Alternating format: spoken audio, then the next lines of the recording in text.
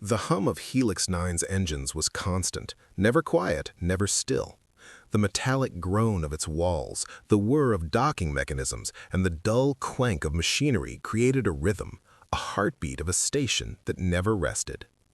But even amidst the familiar, the crowd that flowed through its endless halls walked with their heads down, their eyes fixed straight ahead. They had learned to avoid distractions. Distractions meant delays, and delays meant failure. Today, however, was different. The crowd parted for a moment, a sudden disturbance, a shift in the air. No one looked down, but everyone felt it, a ripple of discomfort that passed through the flow. Near a collapsed cargo barrier, her body lay still.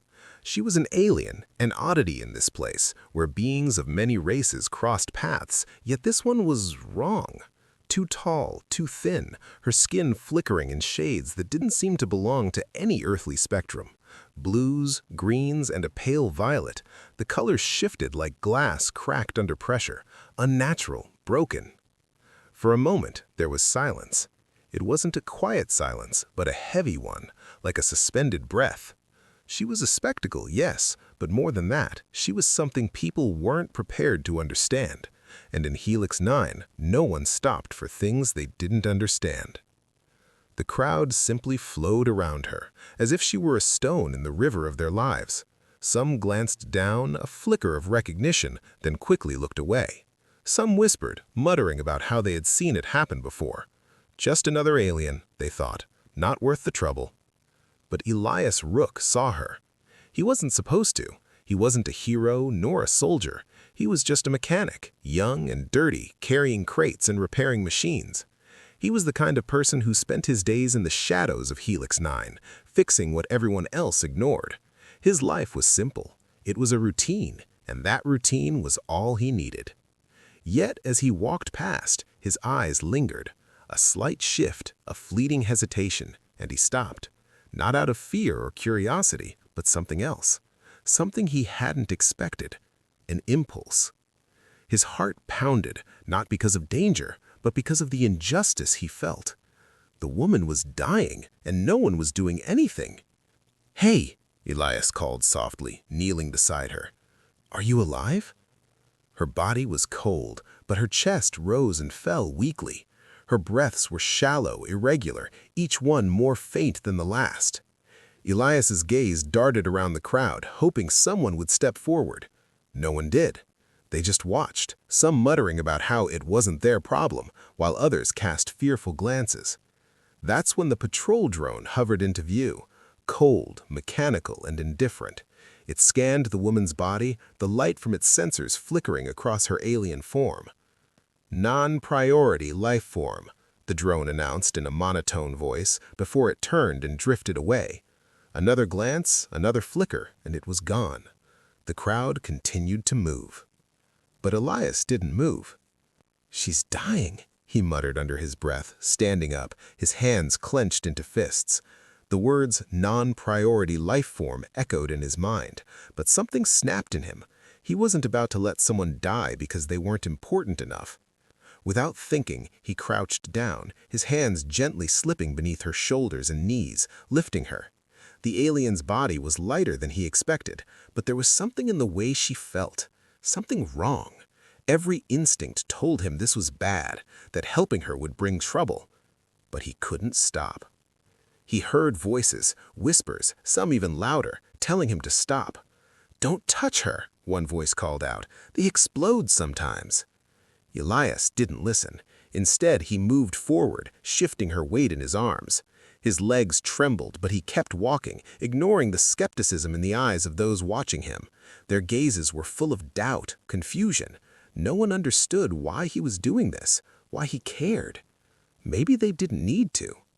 His hands tightened on her, his jaw clenching. Every step was a struggle. Every instinct told him this was dangerous.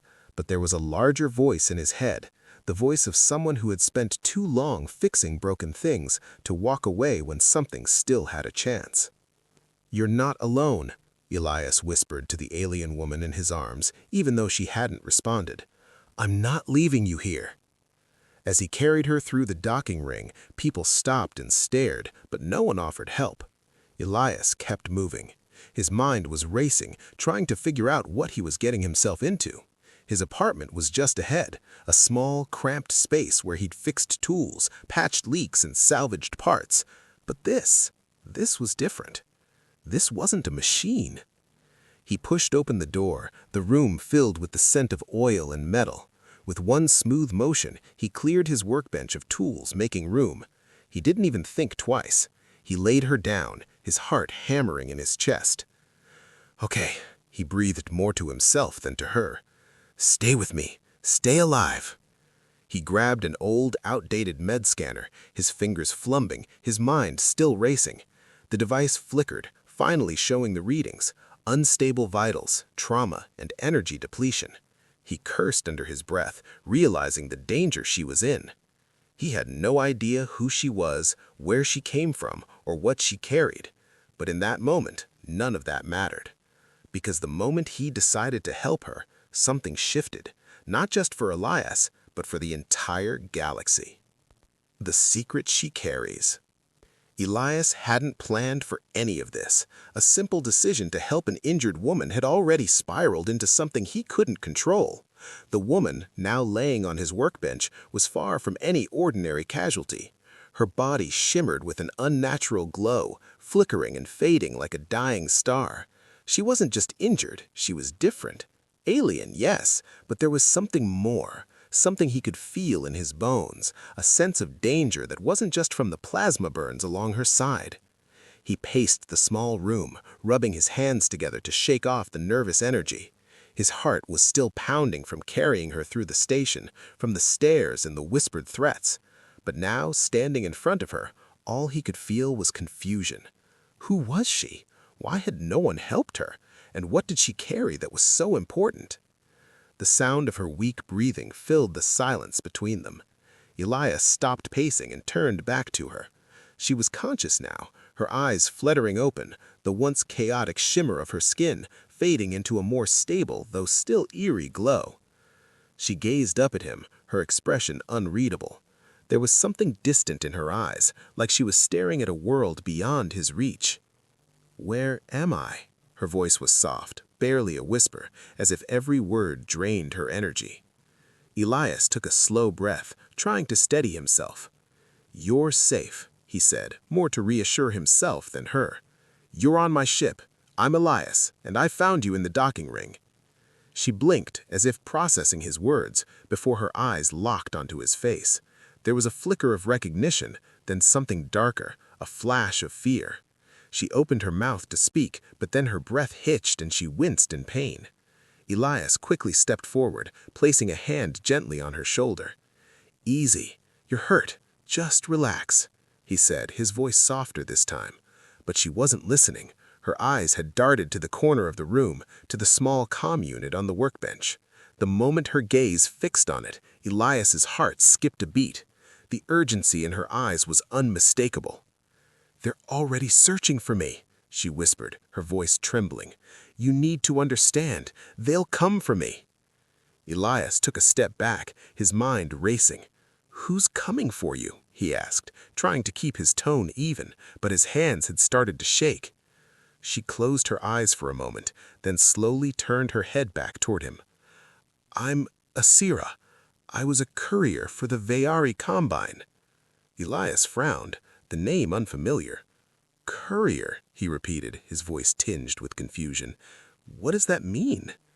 She winced again, but this time she didn't look away. "It means I carried secrets, the Vayari Combine's secrets, and I failed." The way she said it, like those words had the weight of 1,000 storms behind them, made Elias feel small. Her voice cracked slightly, as if the weight of her own words were too much to bear. "I failed, and now they'll erase me. They always do." Elias's mind was a whirl of questions. "What kind of secrets?" he asked. He didn't expect an answer, but Asira stared at him long enough for him to feel the weight of her gaze. Her lips parted, but instead of answering, she began to cough weakly, her chest rattling. Elias didn't hesitate this time. He grabbed the nearest water bottle and gently helped her drink. "There's a reason I was left behind," Asira murmured. her eyes distant again, staring at nothing in particular. They abandoned their failures. It's a lesson, a warning. Elias's head spun. Who are they? He asked, more insistently this time. She looked at him then, eyes filled with something raw, fear certainly, but also something darker, something he didn't understand. The Vayari Combine, a network of power, a force that controls systems and fleets locked behind closed doors. They rule, and they don't forgive. The words sank into Elias like ice water. It was like hearing about an invisible giant lurking just beyond the station's walls, waiting for the moment to strike. And you, he trailed off, searching her face, are carrying something that they want? Something they can't afford to lose? Her eyes flared with a sudden intent. But that's when he realized something. It wasn't about power. It wasn't about fleets or armies. It was about doing the right thing, no matter the odds. Then we fight, Elias said, his voice low and steady. We fight with whatever we've got. Asira stared at him, disbelief still evident in her eyes. You don't understand. The moment you help me, you become a target too. The Combine will come after you. They'll destroy everything in their path to get to me. Elias walked over to the comm unit, his fingers moving over the buttons. I know, but maybe, just maybe, if I can throw them off track for long enough, we can make them question their own control. What are you thinking? Asira asked, her voice barely a whisper. I'm thinking that you've got a piece of power inside you, a key to their entire system.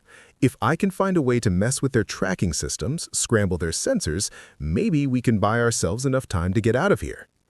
Her eyes softened slightly, but there was still hesitation in them. You can't scramble biological signatures, Elias. That's impossible.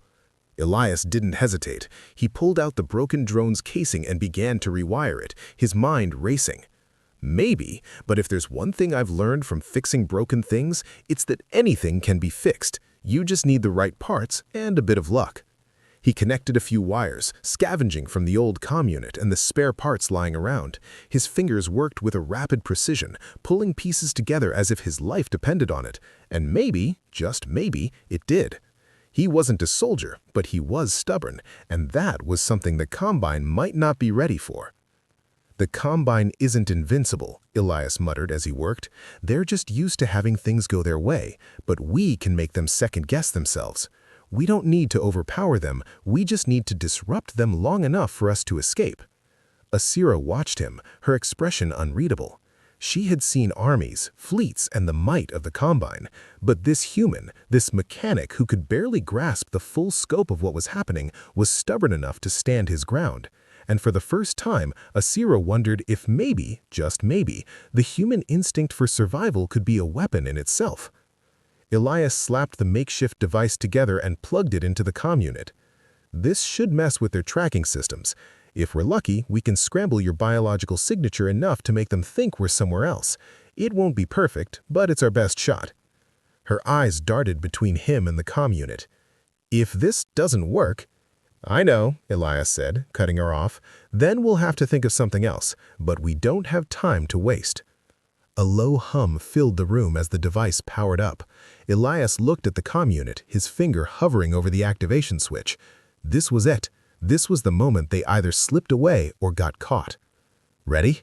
Elias asked. Asira took a slow breath, then nodded. As ready as I'll ever be. With a deep breath, Elias pressed the button. For a moment, nothing happened. Then a flicker on the screen. The hum of the station's system seemed to intensify, as if the entire station was holding its breath. Then the comm unit blinked out, and the display turned a bright, chaotic pattern of static.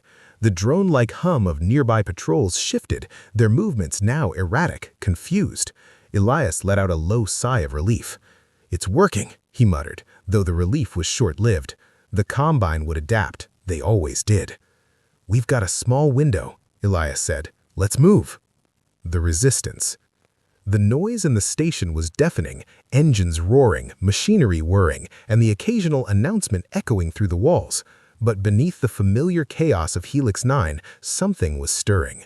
Elias could feel it in the air, like an invisible thread of tension winding tighter with each passing second. The Combine was hunting them, and they couldn't hide forever. But even in the shadow of their relentless pursuit, something had shifted. Elias was no longer just a mechanic with a broken drone and a stubborn will. He was now the spark that could ignite a fire. The makeshift device that Elias had cobbled together to scramble Asira's signature had done its job, at least for the time being. The Combine's patrols were now confused, spinning in circles as their systems failed to track the alien woman properly. For a brief moment, it felt like they had outsmarted them. But Elias knew it wouldn't last long. The Combine adapted quickly. They were already recalibrating. "Elias," Asira's voice was weak, but it had a determination to it that resonated deep within him. "We can't keep running. You can't keep hiding. They'll find us again. It's only a matter of time." Elias was bent over a terminal, trying to pull together whatever information he could on the station's security grid. His fingers hovered over the keys, but his mind was elsewhere, somewhere far beyond the technical details. He looked up at Asira, who was still weak but sitting up a little straighter on the workbench. She wasn't just a victim of the Combine anymore. She was a symbol. And the thought hit him like a thunderclap. A symbol of what? "Not just a runaway," Elias muttered under his breath, his hand still trembling slightly. "A symbol of failure, you mean?" "No," Elias said quickly, turning to her. "You're a symbol of something else, a symbol of resistance. They thought they could bury you, make you vanish, but you're here, and you're alive. They can't control that." A flicker of surprise crossed her face. "Resistance? Do you think you can take on the Combine with just a mechanic's toolkit and a few wires?" Elias stood up slowly, feeling the weight of the decision that he'd made. "Maybe not alone, but we're not alone, Asira. There are thousands of people here, maybe millions. People who don't like being controlled. People who—" He cut off his own sentence, his eyes widening as he realized it. "People who could help us." Asira blinked, her expression shifting. "You think the people here will rise up, help you?" Her voice was tinged with disbelief, but there was something else there too, a flicker of hope. Elias nodded slowly. "I think they already have." The thought was barely formed in his mind, but the more he considered it, the clearer it became. The people of Helix 9 weren't just bystanders to the station system. They were part of it, part of the lifeblood that kept it running. Dock workers, engineers, techs, civilians even. They all knew the truth. They knew what the Combine did to those who failed. They were the forgotten ones, the overlooked ones, and that's exactly why they could fight back. His fingers hovered over the terminal again, but this time, instead of just scanning security grids, he began to patch into the station's communication channels. He bypassed firewalls and rewired systems he had no business touching. But he was a mechanic, and mechanics didn't ask permission. They fixed things, even when they weren't supposed to. Asira watched him, her curiosity piqued. "What are you doing?" "I'm making noise," Elias said, his fingers flying across the keyboard. "We've been silent too long. It's time the people here knew what's happening." With a few more keystrokes, Elias broadcast a message across the station's public channel. It wasn't official, it wasn't polished, and it wasn't censored. It was raw, desperate, and human. "This is Elias Rook. I'm a mechanic here on Helix 9, and I'm here to tell you that the Combine is hunting an injured woman, someone they've already abandoned. They're trying to erase her, make sure no one knows she exists, but I'm telling you she's not a weapon, she's a person, and the Combine is trying to make her disappear. Don't let them do that. Don't let them erase what they can't control." He paused, letting the words hang in the air. "Don't just watch, do something." The broadcast ended abruptly, leaving nothing but static in its wake. Elias took a breath, unsure of what he had just done. Had he just signed his death warrant, or had he done something else, something that would start a movement? Asira was quiet for a moment. Then she whispered, "What now?" Elias's heart pounded, but for the first time in what felt like forever, he wasn't afraid. He looked at her, then at the comm unit, then back at the terminal as it flickered with a sudden burst of activity. The comm system was alive, but now it wasn't just the official channels. A message from another part of the station appeared on the screen. "I heard you. Mara Sector, C. We've locked down our level. You've got about 7 minutes before security regains control. You're not alone." The words were followed by another message, then another, and another. A flood of responses began to pour in, each one a confirmation, a sign that someone was listening. The people of Helix 9 had heard Elias's call. "They're responding," Asira said, her voice a mix of shock and awe. "They're actually responding." Elias couldn't suppress a smile. "I told you, we're not alone." The messages didn't stop. They kept coming, one after another. The resistance was growing, quietly at first, but with every passing minute, it was gaining momentum. The workers, the engineers, the civilians, they were starting to make their stand. Elias turned to Asira, a fire in his eyes. "It's happening. We've started something." Asira's expression had softened, though her eyes were still filled with fear. But now there was a new spark there too, a spark of hope and something more, determination. "We fight together then," Asira said, her voice steady. Elias nodded. Together. And with that, they both knew. The Combine had underestimated humanity. They had underestimated the people of Helix 9.